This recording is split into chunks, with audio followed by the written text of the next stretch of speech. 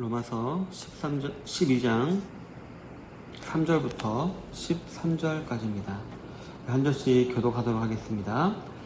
내게 주신 은혜로 말미암아 너희 각 사람에게 말하노니 마땅히 생각할 그 이상의 생각을 품지 말고 오직 하나님께서 각 사람에게 나눠주신 믿음의 분량대로 지혜롭게 생각하라.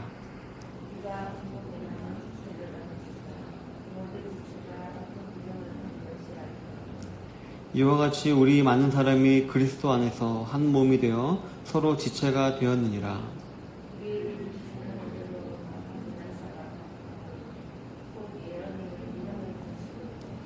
혹 섬기는 일이면 섬기는 일로, 혹 가르치는 자면 가르치는 일로.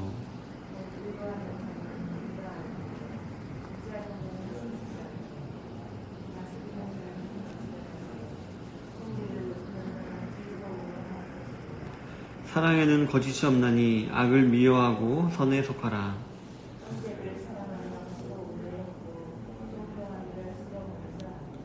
부지런하여 게으르지 말고 열심을 품고 주를 섬기라.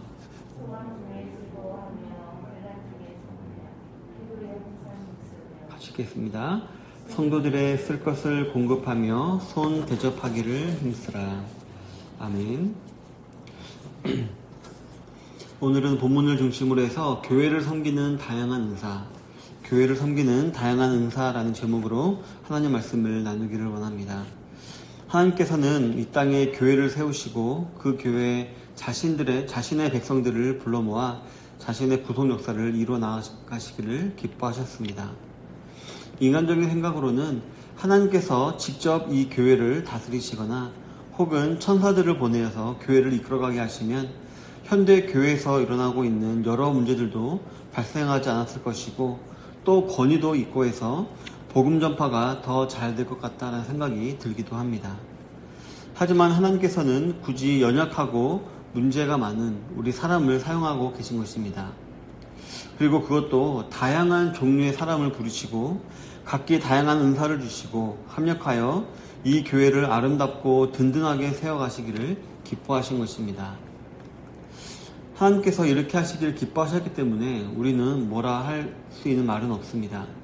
하지만 그럼에도 오히려 교회마다 이렇게 은혜로 주신 은사로 말미암아 여러 가지 분란이 일어나는 것을 볼 때마다 안타까운 마음이 드는 것은 사실입니다. 하나님으로부터 받았다고 하는 은사가 오히려 그리스도의 몸인 교회를 혼란스럽게 하고 성도 간의 분란을 일으키는 일을 우리가 종종 보곤 하는 것입니다. 그래서 혹자는 신령한 은사를 받지 못한 사람은 열등한 신앙인이다 라고 생각하기도 하고 반대 의견을 가진 사람들은 신령한 은사들은 오늘날에는 없다, 그쳤다 라고 주장하기도 하는 것입니다. 그렇다면 오늘 받은 성경에서는 은사에 대해서 어떻게 말하고 있을까요? 첫 번째로 은사는 그리스도의 몸을 섬기는 데 사용되어야 한다라고 기록을 하고 있습니다. 본문 3절에 보면 내게 주신 은혜로 말미암아 너희 각 사람에게 말하노니 마땅히 생각할 그 이상의 생각을 품지 말고 오직 하나님께서 각 사람에게 나눠주신 믿음의 분량대로 지혜롭게 생각하라 라고 했습니다. 은사를 영어로는 기프트로 번역을 합니다. 즉 은사란 하나님께서 각 사람에게 믿음의 분량대로 나눠주신 선물이라는 것입니다. 우리 성도님들도 자녀들이나 조카 혹은 손주들에게 선물을 줄 때에 그 사람들의 나이, 성향, 성별에 따라 다른 선물을 주듯이 하나님께서도 우리 사람의 형편대로 은사를 각각 다르게 주시는 것입니다. 유치원생에게 칼을 선물로 주고 중학생에게 장난감을 선물해 주지 않듯이 우리 사람을 가장 잘 아시는 하나님께서는 가장 적절한 은사를 각 사람에게 선물로 주시는 것입니다. 오늘 본문에서도 보면 사도 바울은 하나님에게서 받은 은혜, 즉 사도로서 우리에게 권면을 하고 있습니다. 그것은 각 사람은 하나님을 섬기도록 은사와 힘을 받았다라는 것입니다. 결코 이 은사와 힘은 나 자신을 드러내고 자랑하고 다른 사람들을 지배하기 위해서 사용되는 것이 아니라 하나님을 섬기도록, 즉 예수님의 몸인 교회를 섬기도록 이 은사를 받았다는 것입니다. 그런데 어떤 사람들은 자신이 받은 믿음의 분량이나 은사로 인해 교만해지기도 하고 또 어떤 사람들은 열등감에 빠지기도 합니다.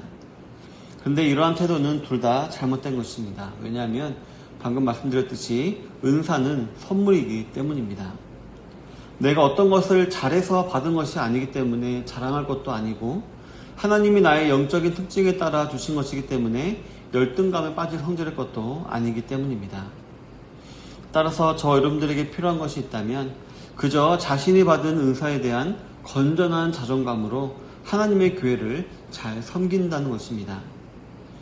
성도 여러분, 이처럼 하나님께서는 한 사람이 많은 은사를 가지게 하셔서 그 사람을 통해 교회가 세워지기보다는 한두 가지 은사를 가진 많은 사람들을 통해서 교회가 건강하게 세워지기를 원하셨습니다.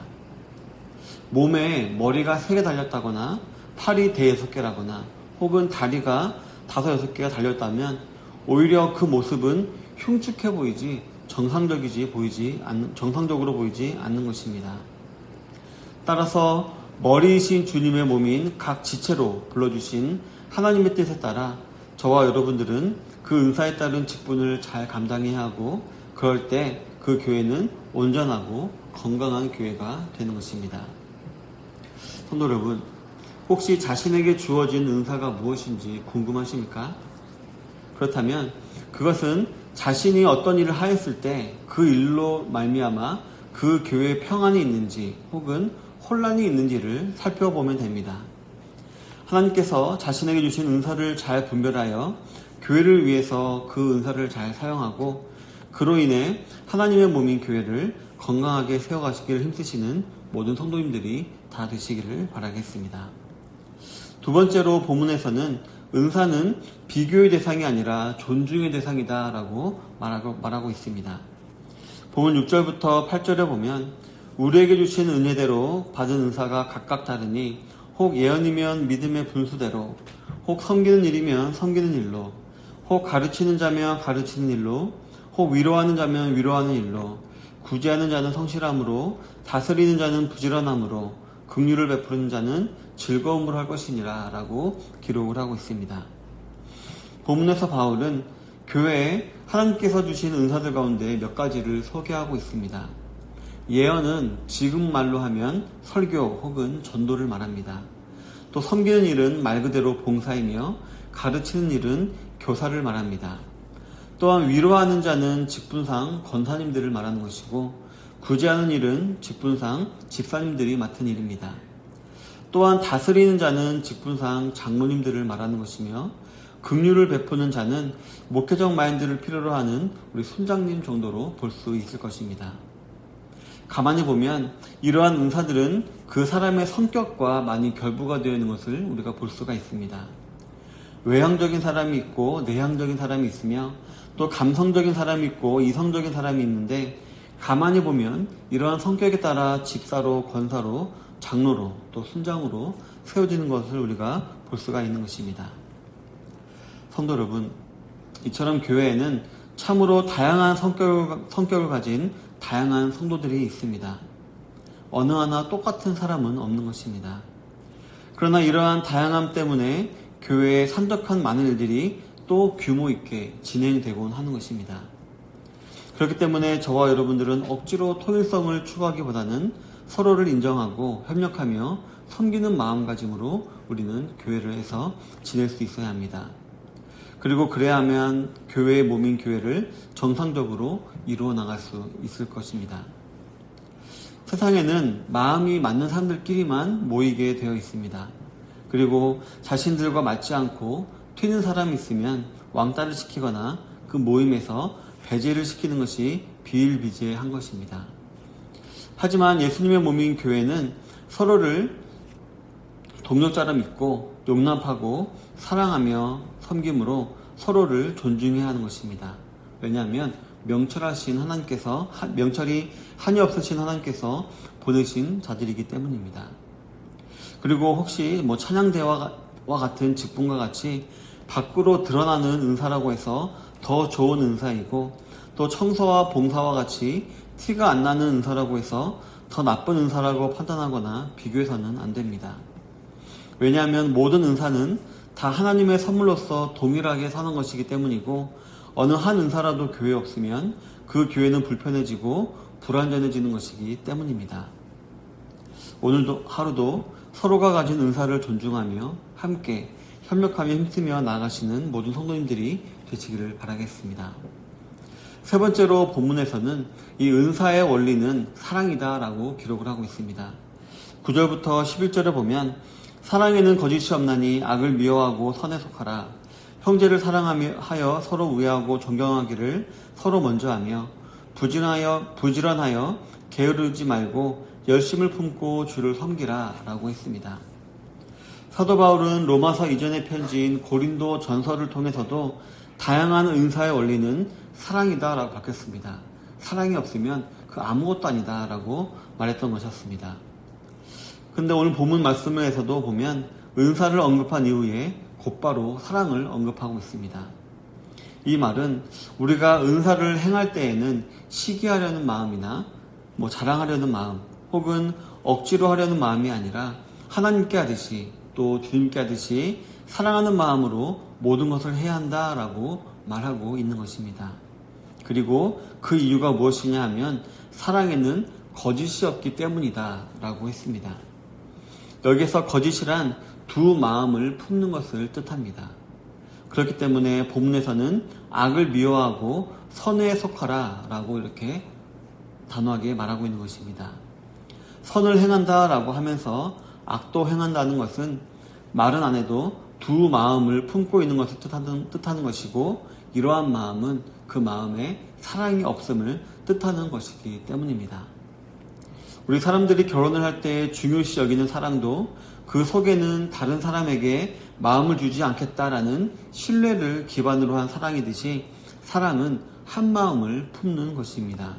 그리고 우리가 한 마음으로 하나님을 사랑한다라고 말한다면 자연스럽게 주님 안에서의 형제를 사랑하게 되어 있으며 서로 우애하고 존경하기를 먼저 하게 되어 있는 것입니다.